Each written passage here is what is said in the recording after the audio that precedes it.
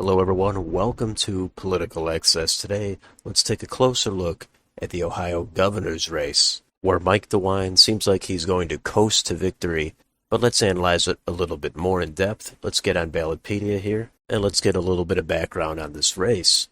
First off, the Democrats, their primary, it was semi-competitive, but Nan Whaley, she is the nominee to take on Mike DeWine. She is the former mayor of Dayton, Ohio, and she's certainly the underdog in this race. On the other side, Mike DeWine, he is the incumbent, he's the Republican. He's been in Ohio politics for many decades, in many different offices. And he also had a semi-competitive primary.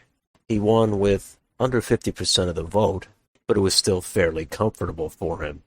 Since there's no runoffs in Ohio, he is the nominee. And if you look at the total votes in these primaries, the Republicans did get more than double the total votes of the Democrats. Republicans were way over 1 million votes. Democrats were a little over 500,000. So how is this race rated by the purported experts? Well, Cook has it at likely, Inside Elections has it at solid, and the crystal ball, Larry Sabato, he has it at safe Republican. My own rating on this is safe. I think it will be over 10 points. It might not be way over 10 points, but it should be over 10 points. Mike DeWine is not invincible. He has lost some races in his career, even statewide. Last time he won election for governor by under 4 points in the blue wave year of 2018. He's not completely infallible, but the way the state has trended, and he's an incumbent, and everybody knows who he is, and the national environment, he's virtually guaranteed to win this election. So down here you could read about campaign finance if you'd like, but let's take a look at the county trends. There's a lot of deep red counties in Ohio these days.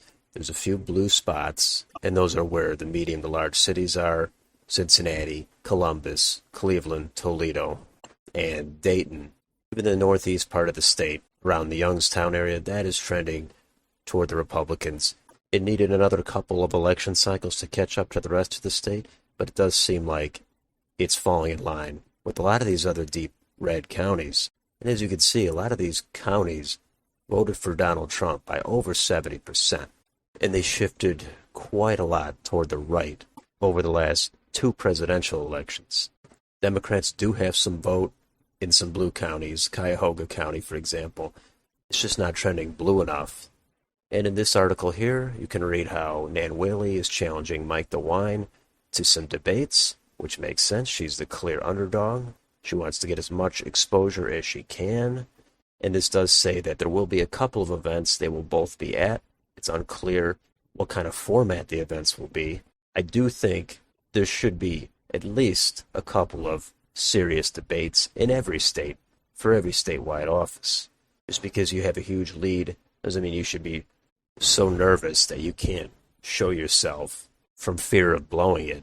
That I'm not a fan of. If we switch over to their YouTube channels, Nan Whaley doesn't really have a lot going on. There's a few different videos, but overall, it's a pretty weak effort, at least on her own channel. I'm assuming she's having trouble raising money, and the National Democrats are not really going to want to put money into this race. I think they view it as a lost cause. On the other side, Mike DeWine, his page also doesn't have a lot of recent content. It's similar to Nan Whaley, except I think the reasons are the opposite.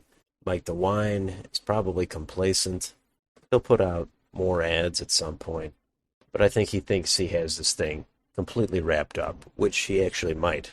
So let's switch over to Wikipedia to take a look at the polling. There's not many polls out, but the few that are here, only one of them is from this year, and Mike DeWine has a 15-point lead. I'm sure there'll be more polls as election day nears.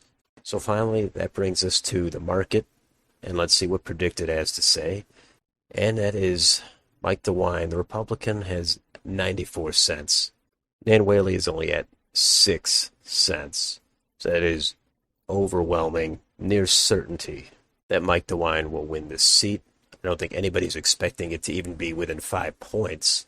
I think the Democrats will probably try to regroup and try to win the governor's seat here next time. in 2026 when Mike DeWine will be term limited out. Even that, I think, will be an uphill battle, but for now, Mike DeWine is in the driver's seat, to say the least.